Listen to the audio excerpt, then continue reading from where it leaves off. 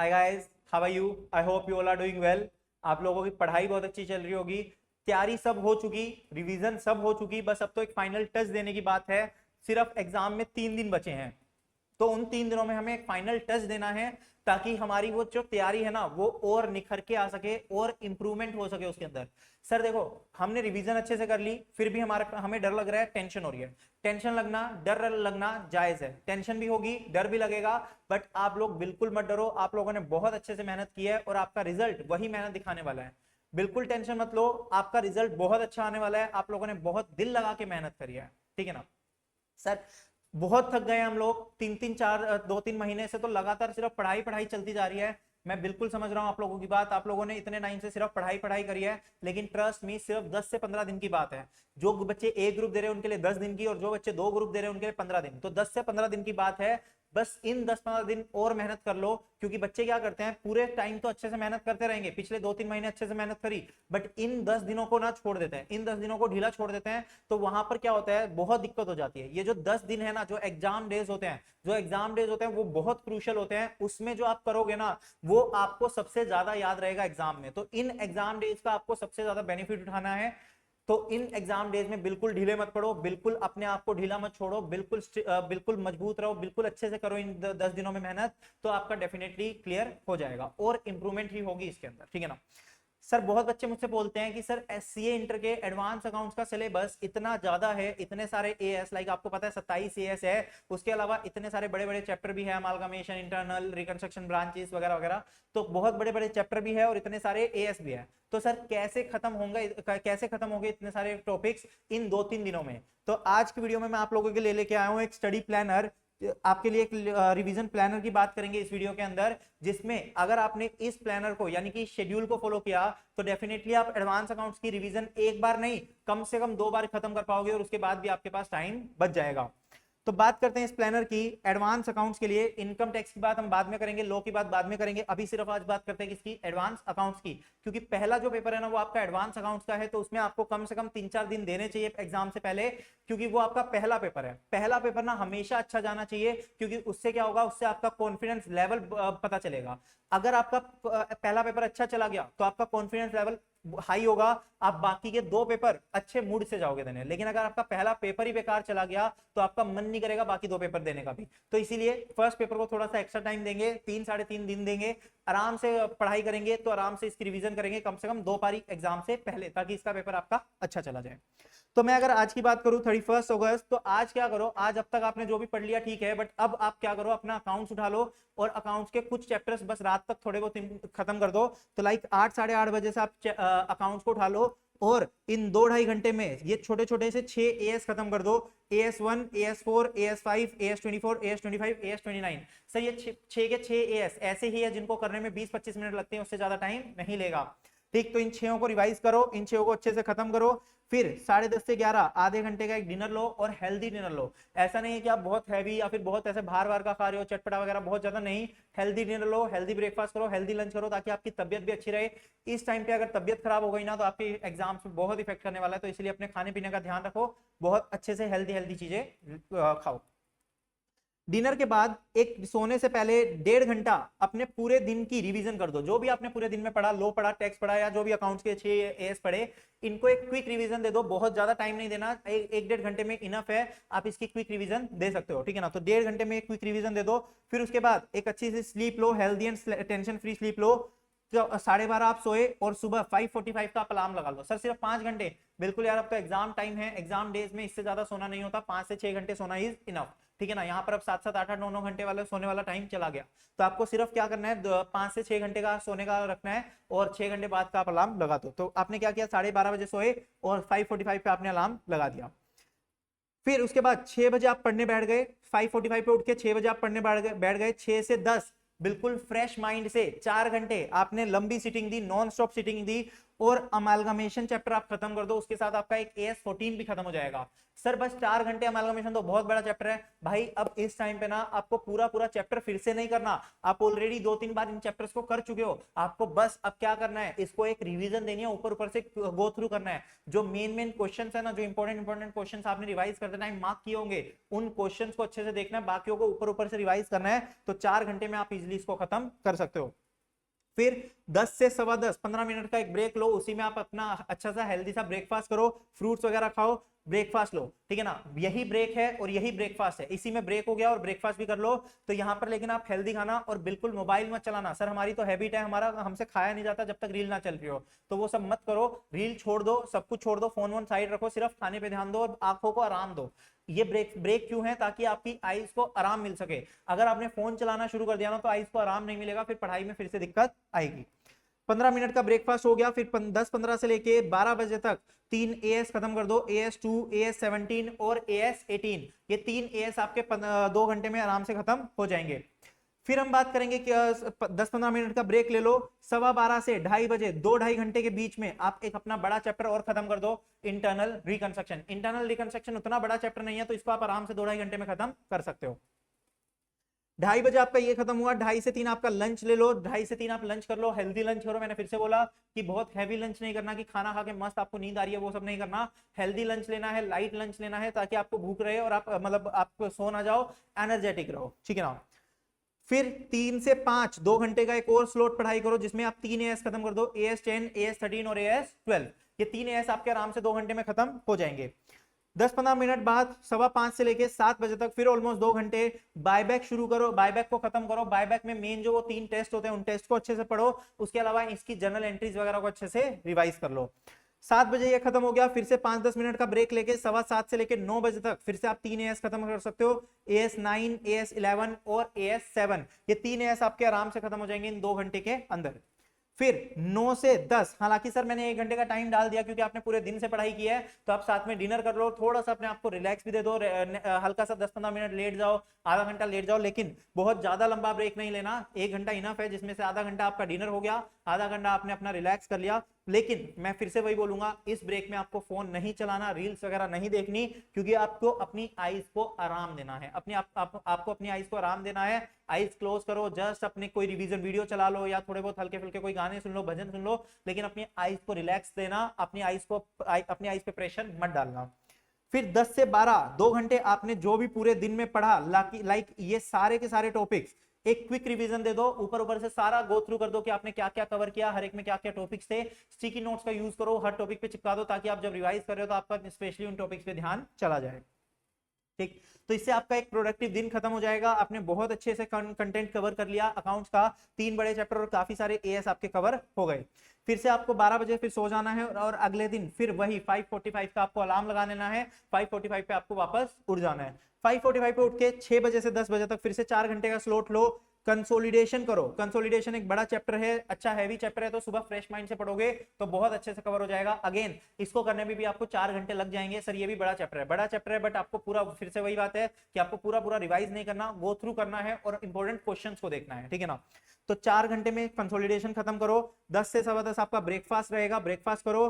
फिर 10:15 से लेके 12 बजे तक 2 घंटे में आप ये 3 AS को खत्म कर दो, AS22, AS26 और AS16। फिर 12:15 से लेके 2:30 बजे तक 2-2.5 घंटे में एक फाइनेंशियल स्टेटमेंट्स ऑफ कंपनीज को शुरू करो। उसमें बैलेंस शीट का फॉर्मेट देखो, P&L का फॉर्मेट देखो, P&L का भी फॉर्मेट देख लेना। लास्ट ईयर टाइम में क्या हुआ था, P&L का कंसोलिडेटेड P&L पूछा गया था, तो उसमें आपको फाइनेंशियल स्टेटमेंट्स में P&L भी आ सकता है और बैलेंस शीट भी बनानी आ सकती है। कंसोलिडेशन में भी P&L का फॉर्मेट आपको याद होगा तभी आप बना पाओगे, और नॉर्मल P&L भी पूछा जा सकता है। तो दोनों में P&L पूछा जा सकता है, कंसोलिडेशन में भी और फाइनेंशियल स्टेटमेंट्स में भी, तो इसलिए जरूरी है देखना।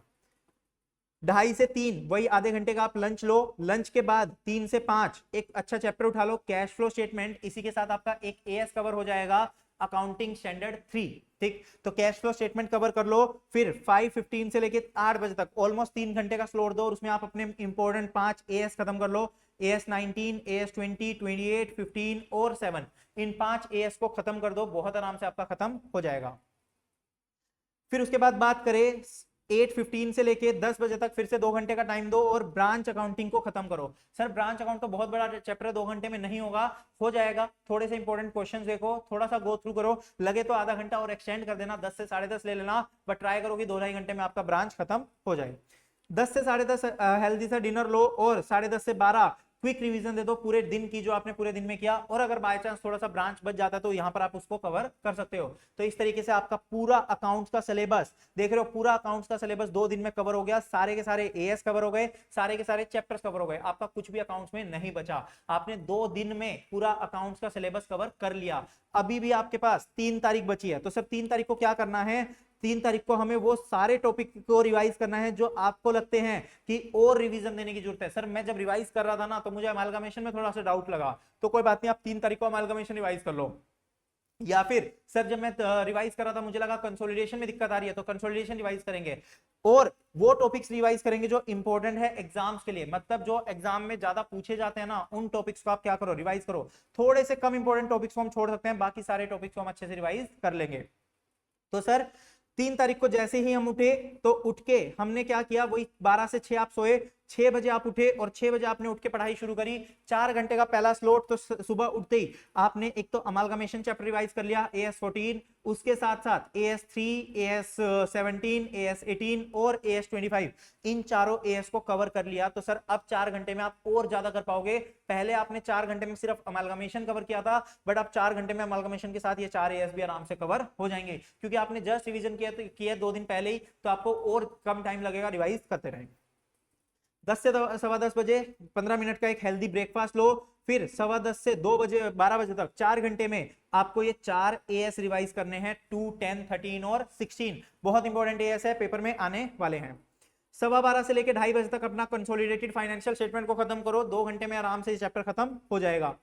3 से 5 फाइनेंशियल स्टेटमेंट्स ऑफ कंपनीज को खत्म कर लो, और उसके साथ एक छोटा सा एएस है AS12, जो इजीली आपका कवर हो सकता है। 5:15 से 8 3 घंटे का एक स्लॉट लो, 3 घंटे में आप ब्रांच खत्म कर दो, AS4, AS5, AS11, AS22, ये 4 AS और ब्रांच को आप आराम से खत्म कर सकते हो। फिर 8:15 से लेकर 10 बजे तक का 2 घंटे का आप स्लॉट लो, 2 घंटे में आप इंटरनल रिकंस्ट्रक्शन को रिवाइज करो, AS1, AS20 और AS24 को रिवाइज कर लो। अच्छा सा हेल्दी सा डिनर लेके आधे घंटे का, फिर 10:30 से 12 बायबैक ऑफ सिक्योरिटीज को कवर कर लो, और AS19, AS26 और AS28 को कवर कर लो। तो इस तरीके से आपने क्या किया, अपने सारे के सारे इंपॉर्टेंट टॉपिक्स को कवर कर लिया जो भी आपके एग्जाम के लिए इंपॉर्टेंट थे, या फिर आपको लग रहा था कि ये पेपर में हमने जब पिछली रिवीजन की तो उसमें दिक्कतें आ रही थी, तो वो सारे टॉपिक हमारे फिर से कवर हो गए। तो आप देखोगे पहली रिवीजन में हमने सारे के सारे 100% सिलेबस कवर कर लिया 2 दिन के अंदर, और फिर एक दिन में हमने मैक्सिमम मेन टॉपिक्स को रिवाइज कर लिया, ऑलमोस्ट 80 to 90% हमने सिलेबस रिवाइज कर लिया। तो बिल्कुल भी आपका कुछ नहीं छूटेगा, 2 रिवीजन आपकी कंप्लीट हो गई। और 4 सितंबर यानी कि आपका एग्जाम का दिन, जो आपका एग्जाम डे है, उसमें क्या करो, 6 से 10 रिवाइज करो इंपॉर्टेंट टॉपिक्स को, यानी कि जो जो आपको लगता है, जिन जिन में आपको लगता है कि रिवाइज करने की जरूरत है, अमालगमेशन, कंसोलिडेशन वगैरह, या कुछ एएस ऐसे हैं जो आपको लगता है इंपॉर्टेंट है लेकिन डाउट आ रहा था, तो उनको फटाफट से क्विकली रिवीजन दे दो 4 घंटे की। 10 से 10:15 ब्रेकफास्ट करो। देखो बहुत बच्चे क्या करते हैं, एग्जाम डेज में टेंशन के मारे ना बिना खाए चले जाते हैं, बिल्कुल गलती मत करो। अगर आप खा के जाओगे ना, ब्रेकफास्ट किया होगा अच्छे से, तो आप एनर्जेटिक रहोगे, वरना आप क्या रहोगे, डाउन डाउन रहोगे, और उससे आपके एग्जाम पे इफेक्ट पड़ सकता है। तो हमें एनर्जी चाहिए, तो अच्छा सा एक हेल्दी ब्रेकफास्ट करके जाना जरूरी है। तो ब्रेकफास्ट बिल्कुल स्किप मत करना। 10:15 से लेके 12 बजे तक, जो एग्जाम से जस्ट 2-3 घंटे पहले की बात करूं, तो उसमें आपको सारे के सारे सिर्फ फॉर्मेट्स रिवाइज करने हैं। सर फॉर्मेट्स मतलब क्या, जैसे फाइनेंशियल स्टेटमेंट में बैलेंस शीट का फॉर्मेट, P&L का फॉर्मेट, और कंसोलिडेशन कैसे होता है, अमालगमेशन में क्या होता है, पीसी कैसे निकाला जाता है, कोई फॉर्मुलेज अगर है तो बायबैक की जनरल एंट्रीज कैसे होती है, 3 टेस्ट क्या होते हैं, तो एक क्विकली ब्रांच अकाउंट में जनरल एंट्रीज, ब्रांच अकाउंट में फॉर्मेट, डेटर मेथड, शोग एंड डेटर मेथड, इस तरीके से हमें क्या करना है, फॉर्मेट्स के ऊपर ध्यान देना है। तो थोड़ा सा फॉर्मेट्स को रिवाइज करो, टेबल्स को रिवाइज करो, फॉर्मुलेज को रिवाइज करो, स्टेप्स को रिवाइज करो। तो इन सब चीजों को अच्छे से रिवाइज कर लेना 2 घंटे लगा के हर एक चैप्टर में से, ठीक है ना। ज्यादा क्वेश्चन नहीं करने, सिर्फ और सिर्फ फॉर्मेट पे ध्यान देना है, स्टेप्स पे ध्यान देना है, क्योंकि कभी कभी क्या होता है, हमें कॉन्सेप्ट तो याद रहता है, जब पेपर में करने बैठते हैं ना तो फॉर्मेट भूल जाते हैं, तो फॉर्मेट को हमें अच्छे से याद रखना है, ठीक। तो मुझे लगता है 12 बजे तक आपको पढ़ाई करनी है, उसके बाद अपनी बुक्स बंद करो, तैयार व्यार हो, निकल जाओ, जिसका घर एग्जाम सेंटर से जितना दूर है उसके अकॉर्डिंगली आप निकलो, अच्छे से पूजा वूजा करो, मंदिर जाओ, और फिर आप अपना एग्जाम देने चले जाओ, ठीक है ना। बहुत अच्छे से एग्जाम दो। थोड़ा सा एग्जाम के सेंटर के बाहर बहुत बच्चों को देखा मैंने, बुक्स खोल के पढ़ते रहते हैं। बहुत ज्यादा परेशान होने की जरूरत नहीं है, आपने बहुत अच्छे से तैयारी कर ली, बहुत अच्छे से रिवीजन कर ली, तो इतना ज्यादा टाइम आपको देने की जरूरत नहीं पड़ेगी, ठीक है ना। आपको एग्जाम से बाहर पढ़ने की जरूरत नहीं पड़ेगी, बस आप एग्जाम सेंटर के बाहर जाओ, अच्छे से अपने आप को रिलैक्स करो और एग्जाम देने कॉन्फिडेंस से चले जाओ। इतना शेड्यूल आपने फॉलो कर दिया ना, 2 बारी आपने रिवीजन कर दी, डेफिनेटली आपका कॉन्फिडेंस बूस्ट हो चुका होगा, आप बहुत अच्छे मन से एग्जाम देने जाओगे। ठीक, तो चलिए ये हमारा पूरा एक शेड्यूल था जिसमें आप अपनी एडवांस अकाउंट्स को कम से कम 2 बार रिवाइज कर चुके हो, ठीक है ना। तो हम लोगों ने शेड्यूल तो देख लिया, शेड्यूल के साथ साथ इस वीडियो में हम एक और चीज की बात करेंगे, ये चीज भी इंपॉर्टेंट है थोड़ी सी, सीए इंटर के एडवांस अकाउंट्स के एबीसी एनालिसिस की। एबीसी एनालिसिस है सारे चैप्टर्स का कि कौन से ए कैटेगरी के हैं, कौन से बी कैटेगरी के हैं और कौन से सी कैटेगरी के हैं। तीनों की कैटेगरी को मैंने 3 कलर में बांटा है। ए कैटेगरी को रखा है रेड कलर में, जो कि थोड़े क्रिटिकल है, जो इमरजेंसी है, यानी कि इनको तो करना ही करना पड़ेगा, इनको आप एग्जाम में नहीं छोड़ सकते। ये अगर पेपर में आए और अगर आपको ये नहीं आते, क्योंकि ये पेपर में आने ही वाले हैं, ए कैटेगरी है, बहुत इंपॉर्टेंट है, अगर ये आए और आपको नहीं आते तो आपके लिए दिक्कत क्रिएट हो जाएगी, ठीक है ना। तो रेड है, रेड कलर इसीलिए हाईलाइट किया क्योंकि क्रिटिकल है, आपको बहुत अच्छे से इसके ऊपर ध्यान देना होगा, बहुत मेहनत करनी होगी इन टॉपिक्स के ऊपर, इन टॉपिक्स को बहुत ज्यादा फोकस से पढ़ना पड़ेगा, ठीक है ना। फिर उसके बाद एक बी कैटेगरी आएगा जिसको येलो कलर दिया गया है, जो मीडियम लेवल के हैं, लेकिन क्वेश्चन मतलब इनके ऊपर भी आपको फोकस देना जरूरी है, यानी कि बहुत बहुत ज्यादा भी नहीं, लेकिन ऐसा भी नहीं है आप इसको छोड़ सकते हो, एक मीडियम लेवल के हैं, आपको पढ़ना भी पड़ेगा, आप छोड़ नहीं सकते इसको, ठीक है ना। यू कांट इग्नोर देम, ठीक है ना, आपको इनको इग्नोर नहीं करना, ये भी एग्जाम में पूछे जा सकते हैं। और सी कैटेगरी आपको ग्रीन मार्क है, यानी कि एक लो कैटेगरी के हैं, चिल जोन है, इसमें आप थोड़ा सा चिल रहो, इनको आप बहुत अच्छे से नहीं भी करोगे ना तो चलेगा, करके 100% जाना है, छोड़ना कुछ भी नहीं है। लेकिन ये सी कैटेगरी वाले थोड़े से ऐसे टॉपिक्स है जो अगर आपने हल्के से किए तो भी चलेगा, कोई दिक्कत नहीं है, ठीक है ना। सर अब क्या फायदा है एबीसी एनालिसिस का, अब तो 3 दिन बाद एग्जाम ही है, देखो इसीलिए मैं आज एबीसी एनालिसिस लेके आया हूं, अगर मैंने बहुत पहले डाल दिया होता ना तो तुम लोग सी कैटेगरी वालों को बिल्कुल ही छोड़ देते, उनको पढ़ते ही नहीं, बी कैटेगरी वालों को भी ऊपर ऊपर से बस देख जाते, लेकिन अब तक आपने 100% कोर्स कवर कर लिया। ये एबीसी एनालिसिस सिर्फ एग्जाम डेज के लिए होता है, जो आप एग्जाम डेज में रिवीजन करने वाले हो ना उनके लिए एबीसी एनालिसिस है कि उसमें आपको किस पे ज्यादा फोकस करना है, किस पे कम फोकस करना है, ठीक। तो हम बात करते हैं एडवांस अकाउंट्स की। पहले रेड कैटेगरी वालों को देख लेते हैं, जो आपके ए कैटेगरी के हैं, जिनके ऊपर आपको सबसे ज्यादा फोकस करना है। तो AS3, AS7, AS18 और AS28, यानी कि ये 4 AS हैं जो आपके 8 मार्क्स तक कवरेज लेके जाएंगे और ए कैटेगरी के अंदर है। AS1, AS20, AS24 ये 3 और AS हैं, और उसके साथ साथ AS2, AS10, AS13, AS16 ये 4 AS और ये भी आपको 10 मार्क्स की देखे जाएंगे। ये तीनों चैप्टर्स आपके किस में हैं, ए कैटेगरी में। तो देख रहे हो 3 4 3 7 4 11 एएस करने से आपके 28 मार्क्स कवर हो गए। उसके बाद हम बात करें items impacting financial statement like AS4, AS5, AS11 और AS22, ये 4 AS और आपके ए कैटेगरी के अंदर हैं। कंसोलिडेशन की बात करें ए कैटेगरी, फाइनेंशियल स्टेटमेंट्स की बात करें ए कैटेगरी और ब्रांचेस की बात करें ए कैटेगरी। तो ये हमारे टोटल 7 चैप्टर्स हैं जो आपके किस में आते हैं, ए कैटेगरी में आ जाते हैं, ठीक। कंसोलिडेशन से तो कभी कभी पहला मैंडेटरी क्वेश्चन भी आ जाता है, या फिर अमालगमेशन या फाइनेंशियल स्टेटमेंट, तो इसीलिए इनको अच्छे से करके जाना, इसीलिए हमने इनको ए कैटेगरी में रखा है। हालांकि अमालगमेशन को मैंने बी कैटेगरी में रखा है क्योंकि उसके चांसेस मुझे लगता है इस बार थोड़े से कम है, बट मैं ये नहीं बोलूंगा कि आएगा ही नहीं, बी में रखा है। बी का मतलब ये नहीं है कि आप छोड़ के जाओ, कर जाओ, बस थोड़े से मुझे लगता है चांसेस हो सकता है कम हो। इसके बाद हम बात करते हैं बी कैटेगरी की। बी कैटेगरी की बात करें तो असेट बेस्ड एएस है 19, 26, 28, ये 3 एएस जो है आपके बी कैटेगरी के रहते हैं। उसके बाद AS7 और AS9 ये 2 एएस है, ये भी आपके बी कैटेगरी में रहेंगे। AS12 और AS14 आपका अमालगमेशन के साथ कवर हो जाता है, तो ये 2 एएस और आपके किस में रहेंगे, बी कैटेगरी में रहेंगे। बायबैक, अकाउंटिंग अमालगमेशन और इंटरनल रिकंस्ट्रक्शन, ये 3 चैप्टर्स भी आपके बी कैटेगरी में डाले गए हैं। सर क्या ये चैप्टर पेपर में आएंगे? नहीं, मैंने ऐसा नहीं बोला, मैंने ये नहीं बोला कि बी कैटेगरी वाले नहीं आएंगे, बी कैटेगरी वाले भी आएंगे, लेकिन इस पे आप थोड़ी सी कम मेहनत करोगे ना तो भी आपके इजीली हो जाएंगे। बायबैक, इंटरनल, ये ज्यादा मुश्किल क्वेश्चन, मुश्किल चैप्टर नहीं होते, तो आप इनको इजिली कवर कर सकते हो। और कुछ सी कैटेगरी के चैप्टर्स है, एक लायबिलिटी बेस्ड एएस है, AS15 और AS29, ये 2 एएस है जिनको आप सी कैटेगरी में छोड़ सकते हो, इनके ऊपर ज्यादा नहीं आता। और उसके अलावा chapter number 1 introduction, chapter number 2 framework और चैप्टर नंबर 3 एप्लीकेबिलिटी, ये तीनों चैप्टर सिर्फ 2-2 नंबर के एमसीक्यू में कभी कभी पूछ लिए जाते हैं, तो इसीलिए इनके ऊपर भी आप इतनी ज्यादा मेहनत नहीं करोगे तो चल जाएगा। तो यहां पर हमने क्या किया, ए बी सी कैटेगरी में बांट लिया।